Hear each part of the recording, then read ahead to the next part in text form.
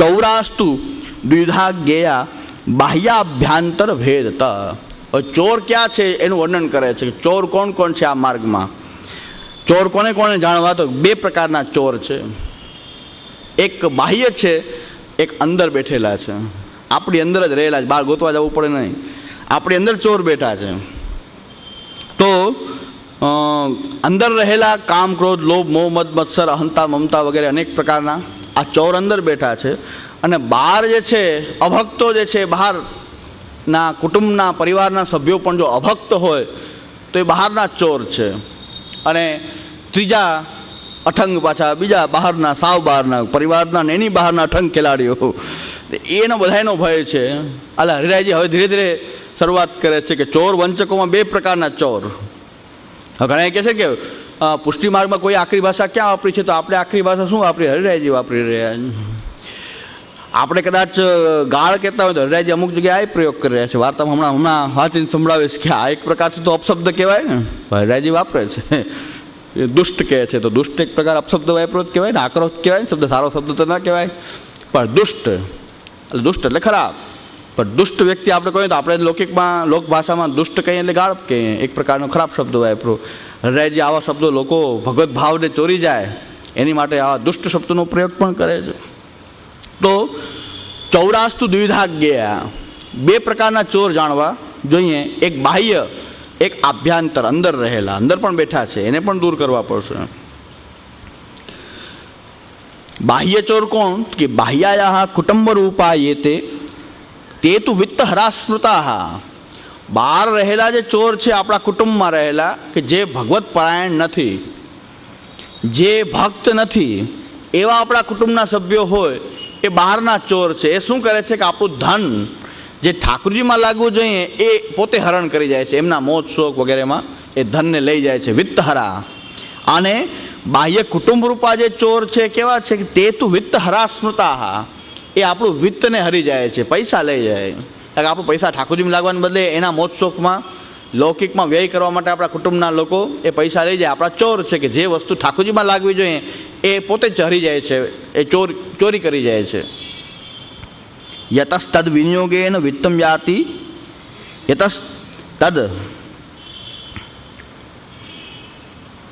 યતસ્તદ વિનિયોગેન વિત્તમ યાતિ સમર્પિતમ. અને તેમના ઉપયોગમાં ધન વપરાય છે, અને એ ધન કેવું છે? સમર્પિતમ, ભગવાનને સમર્પિત થયેલું એ ધન એ આ કુટુંબના લોકો એના લૌકિક કાર્યમાં એનો વ્યય કરે છે, વિનિયોગ કરે છે. તો ભગવાનને જે સમર્પિત જે છે એ ભગવાનમાં લાગવાને બદલે એ કુટુંબના લોકોમાં એ લાગતું હોય છે. હવે આ વસ્તુને જરાક સમજી લઈએ કે આ કુટુંબના સભ્યો એ ચોર છે, બાહ્ય ચોર.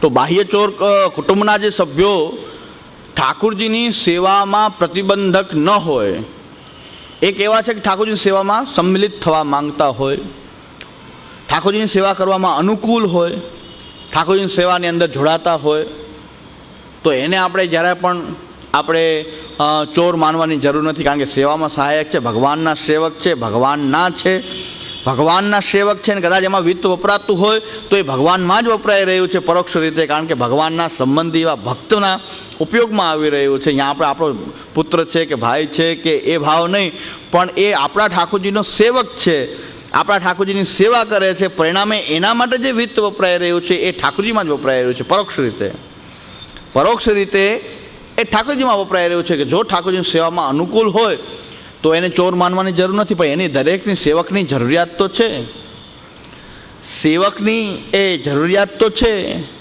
એની જરૂરિયાત જો ભગવત સેવક છે તો એને ખુશ રાખવું, એની કંઈક જરૂરિયાત છે તો એને પૂરી કરવામાં કંઈ આપણે ચોર પૂર્તિ ન માનવી જોઈએ. પણ એની કંઈક જરૂરિયાત છે, એની પૂર્તિ માટે પણ ધન વપરાતું હોય છે. ઠાકોરજીમાં જ વપરાય એવું નથી, પણ એના સેવકોમાં પણ વપરાય.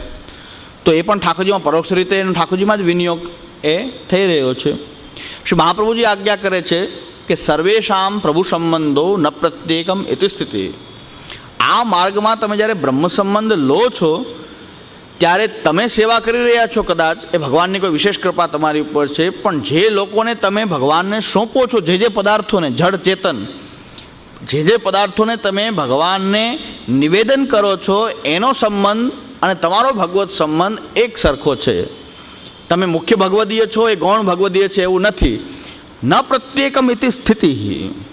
તમે જરાય ભ્રમમાં રહેતા નહીં કે મારો ભગવાન સાથે મુખ્ય સંબંધ, આ બધાનો ગૌણ સંબંધ. એટલે હવે જો તમારા પરિવારના સભ્યો સેવા કરવા ઈચ્છુક હોય તો તમારે શું વિચારવું જોઈએ કે જેટલો મને ભગવાનનો સંબંધ છે એટલો જ એને છે. હવે એ સેવા કરવા ઈચ્છે છે તો એને અટકાવવાનો મને અધિકાર નથી. આ મારો કાલનો વિષય પણ આ જ હતો. ફરી પાછું આજે એ જ કહું છું, હું બજારના ખાનપાનનું પ્રોત્સાહન નથી આપતો કે બધાએ સ્વચ્છંદ ખાનપાન કરે, બજારનું ખાનપાન કરે, કાંઈ વાંધો નથી, એવું મારું કહેવાનું કોઈ તાત્પર્ય નથી. પણ ભગવત સેવા કરવા ઈચ્છુક છે તો એનો ભગવત ભાવ એ બતાવે છે કે એ ઠાકોરજીની સેવા કરવા ઈચ્છે છે. એવી કંઈક વાત કુટુંબમાં, ઘરમાં એ કરે કે હું પણ સેવામાં ના હું પણ સેવા કરું, પણ મારી અત્યારની કોઈ એવી યોગ્યતા નથી કે હું આટલા આચાર વિચાર પાડી શકું. પણ પહેલું વસ્તુ આપણે જોવી જોઈએ, ભગવત સેવા કરવાની અંદર રુચિવાળો છે કે નહીં. નાના બાળકથી લઈને આપણા પરિવારના સભ્યોમાં બાળપણથી જ એની સેવામાં રુચિ હોય ગણાયને, તો આપણે એને ભગવત સંગ કરાવવો જોઈએ, ભગવાનની સેવામાં જોડવો જોઈએ, વધુને વધુ ઠાકોરજીની સન્મુખ થાય. કારણ કે આપણે એ વિચારવું જોઈએ કે મને જો અમારો પરિવારનો સભ્ય ભગવત સેવા કરવા ઈચ્છે છે તો મને એને અટકાવવાનો અધિકાર નથી. કારણ કે સર્વેશામ પ્રભુ સંબંધો ન પ્રત્યેક. મને જેટલો ભગવાનનો સંબંધ, મને જેટલો સેવાનો અધિકાર, એટલો આ દરેક પરિવારના સભ્યો કે જેનું મેં નિવેદન કર્યું છે એટલો જ એને અધિકાર છે. આ માર્ગની મર્યાદા છે. ઇતિ સ્થિતિ સર્વેશામ પ્રભુ સંબંધો ન પ્રત્યેકમ ઇતિ સ્થિતિ. એટલે પરિવારના સભ્ય કોઈ ભગવત સેવા કરવા ઈચ્છુક હોય પણ એની મેન મર્યાદા કદાચ આપણા કરતાં આપણને અનુકૂળ ન હોય તો પણ હવે અમે લોકોએ કેટલી છૂટછાટ મૂકીએ તો કહ્યું પરિવારના સભ્યની વાત જવા દો, કાંઈ લેવા દેવા ન હોય, ઓળખતા ન હોય, પાળખતા ન હોય, એવો અમારા ઘરમાં માણસ આવીને એ સખડી સુધી પહોંચતો હોય, અન્યાશ્રય કરતો હોય. અમે કંઠી પહેરાવી તો કંઠી પહેરી લે, બાકી રુદ્રાક્ષની માલા એ પહેરતો હોય. તો ક્યાં સુધી તો રેન્જ આવી ગઈ. તો હવે ગુરુ કે જે અટકાવવાવાળો છે એ એટલી છૂટછાટ તો પોતે લઈ લે છે, તો બીજાને શહીદ થવાની જરૂર શું? એના નામ ઉપર બીજા શું કામ શહીદ થાય?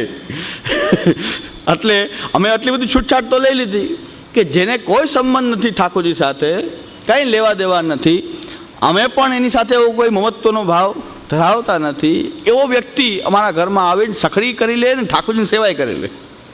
ઠાકોરજીની સેવા નિધિ સ્વરૂપની સેવા કરી લે અને અમારા કરતાં ફાવટ એને વધારે આવી જાય સેવા કરવાની. એટલે અમારા કરતાં જે છે એની ફાવટ વધારે હોય સેવા કરવાની. વૈષ્ણવને એ વધારે ગમે. વલ્લભકુલ સેવા કરે એના કરતાં આ લોકો સેવા કરે વૈષ્ણવને વધારે આનંદ આવે. દર્શનાર્થીઓને બહુ આનંદ આવે કે ટાઈમ ટુ ટાઈમ દર્શન ખુલે, અને મારા સિવાય તો મોડું કરે, એના કરતાં આ સારો.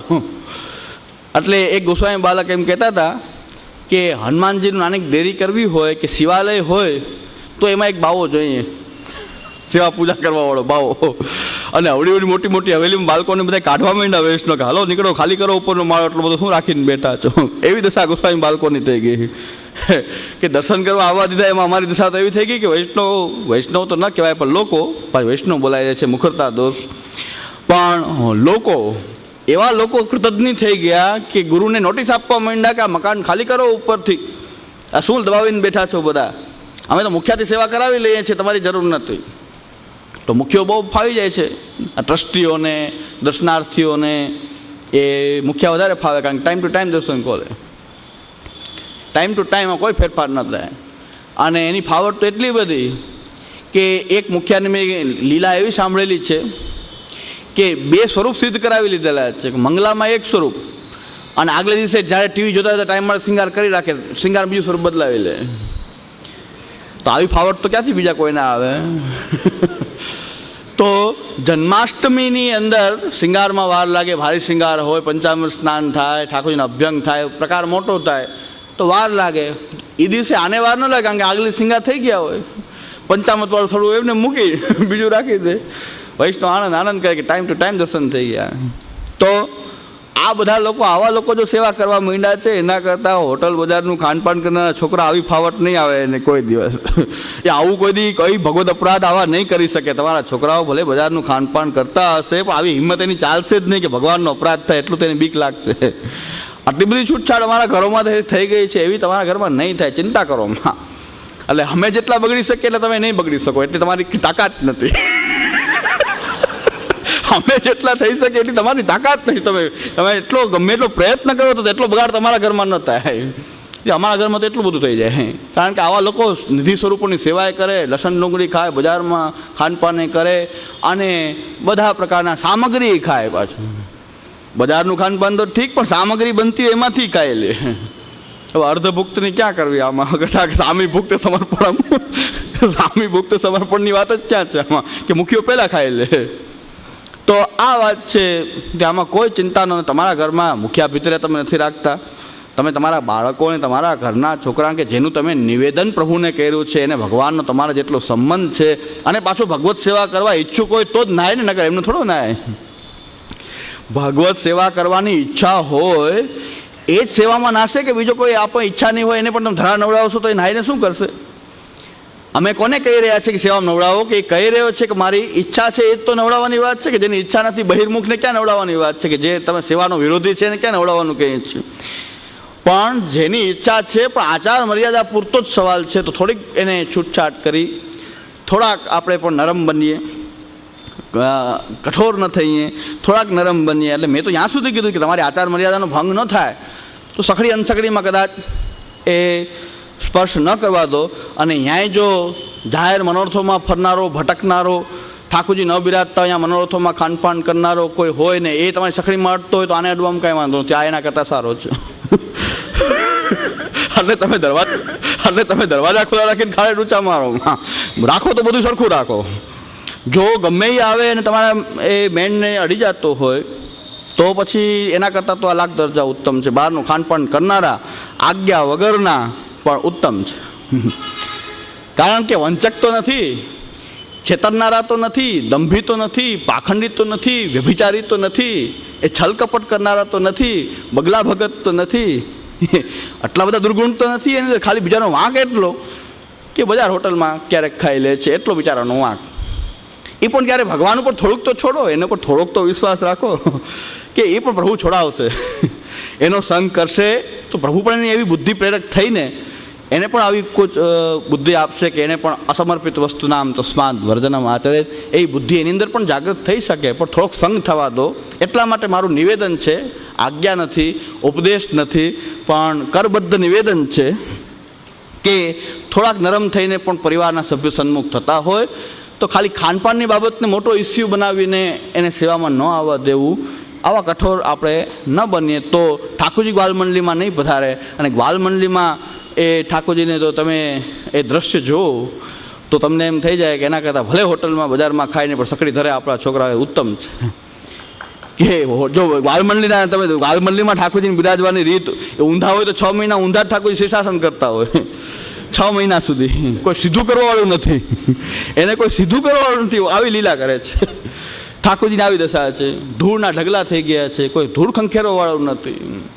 અને બીજી સેવા થોડીક આપણે ઓછી કરતા હોય તો ઉંદરડા ને વાંદાઓ ને એ બધી સેવા પૂરી કરતા હોય. ત્યાં સેવા એની એ કરતા હોય, ઉંદરડાઓ આટા મારતા હોય, વાંદા આટા મારતા હોય. તો આ જગ્યાએ આપણા ઠાકોરજી ન પધારે અને ઘરની અંદર પરિવારના સભ્ય ભાગવત સેવા કરે, આવું નિવેદન મારું હતું. હોટલ બજારમાં ખાનપાન કરવાની છૂટ આપવાનું મારું નિવેદન નહોતું. બીજું કીધું કે પછી મરજાદીઓને એના બહિર્મુખ છોકરાઓ હેરાન કરશે, આપ આવું કહો તો હેરાન કરે. પણ મેં કીધું અહીં બેઠા છે એને પ્રવચન યાદ નથી તો બહિર્મુખ આવ્યું નથી એને ક્યાંથી યાદ આવે બધું? એ તો કંઈક વિચાર કરો કે અહીંયા બેઠા છે ને શું બોલ્યા છે એ 2 કલાક પછી યાદ નથી. એટલે હું જરાય ચિંતા કરતો જ નથી, કંઈક બોલાઈ ગયું હોય ને તો ચિંતા કર ક્યાં કોઈને યાદ છે. અને કેસેટ થાય પણ કોને સાંભળવાનો ટાઈમ છે? આ કેસેટ વગાડવાનો ટાઈમ તો હોવો જોઈએ ને. આ કોણ કેસેટ સાંભળે છે? કારણ કે કોઈક મહારાષ્ટ્રીના હાથમાં આવશે ઉકળી ઉઠશે, મહારાષ્ટ્રીનો ટાઈમ તો હોવો જોઈએ ને સાંભળવાનો. મારા જેવાને કોઈ મહાન પીઠાધીશ્વર ને મહારાષ્ટ્રીઓને એ કંઈક સાંભળવાનો ટાઈમ, મને ચિંતા જ નથી કે આ સાંભળતા જ ન હોય, ખાલી એના કેમેરા મૂક્યા હોય, એના માણસો ઓલા એવા હોય ને પગ દબાવવાવાળા, એ આવી ગયા હોય ને એ રજૂઆત કરે એ માણસ. કારણ કે રાજ દરબારમાં એવું હોય, કાનના કાચા હોય. રાજ દરબારમાં એ કોઈ આવીને કહી જાય તો માની લે, બાકી પોતે કેસેટ સાંભળે એવું મને તો વિશ્વાસ નથી કે સાંભળતા હોય. પોતે કેસેટ સાંભળે એટલો એની પાસે ટાઈમ જ ક્યાં હોય, એટલા બધા કાર્યક્રમ હોય. એમાં મારા જેવાની કેસેટ શું સાંભળે? પોતે પાછા સમર્થ વિદ્વાન, સાંભળે તો એવું લાગે કે આપણે એટલા વિદ્વાન આવા વ્યક્તિની શું કેસેટ સાંભળવાની હોય. એટલે એ તો ન જ સાંભળતા હોય, એટલે ચિંતાની કોઈ વાત નથી. એટલે આપણે કંઈ ચિંતા કરવાની જરૂર નથી કે બીજા કંઈક સાંભળી જશે આમાંથી ને પછી કોકને હેરાન કરશે. કોઈ શક્યતા નથી, કારણ કે અહીં બેઠેલા છે એને કંઈ યાદ રહેતું નથી. 2 કલાક પછી પૂછો શું વિષય ચાલતો હતો, તો એક વૈષ્ણવ તો મને ત્યાં સુધી પૂછ્યું, યમનાષ્ટક પર પ્રવચન કરીને બહાર નીકળ્યો તો એમ કીધું કે યમુનાજીનું મહત્વ તો કંઈક સમજાવજો. મેં કીધું આખું પ્રવચન પૂરું કર્યું. મેં કીધું તમે આજે ક્યારે આવ્યા, તમે અત્યારે આવ્યા છો કે શું છે, કે મારી કંઈક ભૂલ થાય છે કે ગ્રંથ કંઈક ખોટો બોલાઈ ગયો છે કે શું છે? 3 દિવસ મેં તો યમુનાજીનું જ પ્રવચન કર્યું, યમનાષ્ટક જ કર્યું 3 દિવસ. ગાડીમાં બેસો ત્યારે મને કીધું કે યમુનાજીનું મહત્વ સમજાવજો કંઈક. તો મેં કીધું મેં શું સમજાવ્યું હશે, ભગવાન મારી બુદ્ધિ ફરી ગઈ કે શું છે?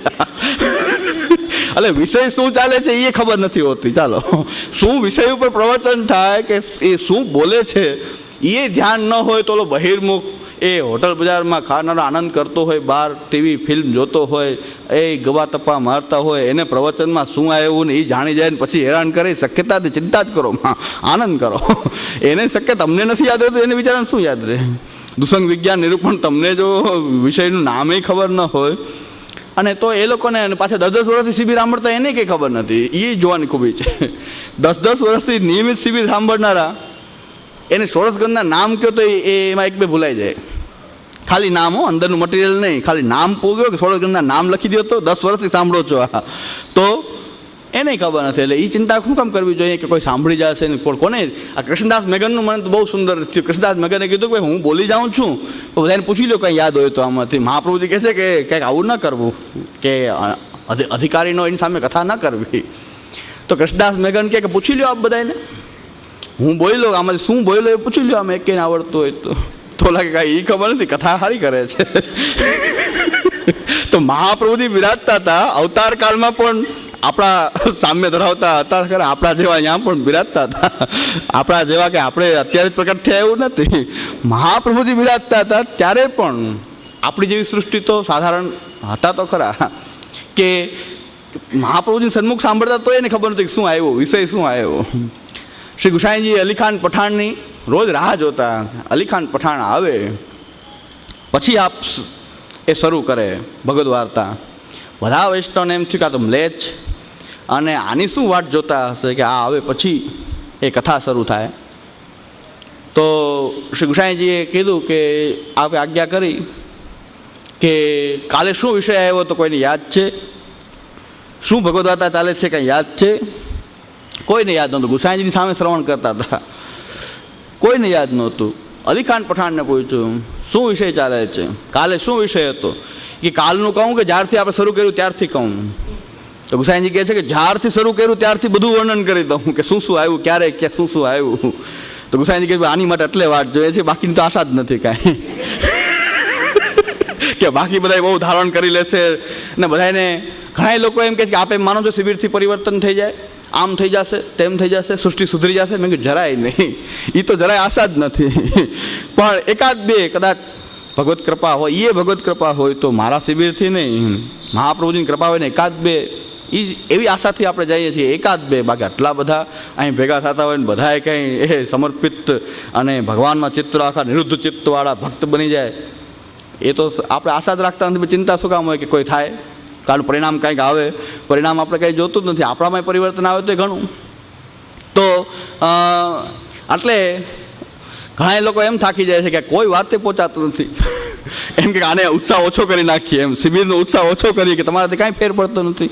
બહુ વધારે ભીડ થાય છે હવેલીમાં. તો મેં કીધું એવી આશા જ ક્યાં રાખી હતી આપણે કે આ લોકો સુધરી જાય, એવી આશા જ નથી રાખતી. પણ 1-2 કોઈ ભક્તો આ હોય અધિકારી અને એને લાગી જાય અને એનું કલ્યાણ થઈ જાય તો 1-2 માટે ગુસાઈજી કહેતા અલીખાન પઠાણ આવે એટલે જ શરૂ કરીએ છીએ. બાકી બધા સાંભળે, ખાલી કાન પવિત્ર કરે, શું આવે છે એ ખબર નથી.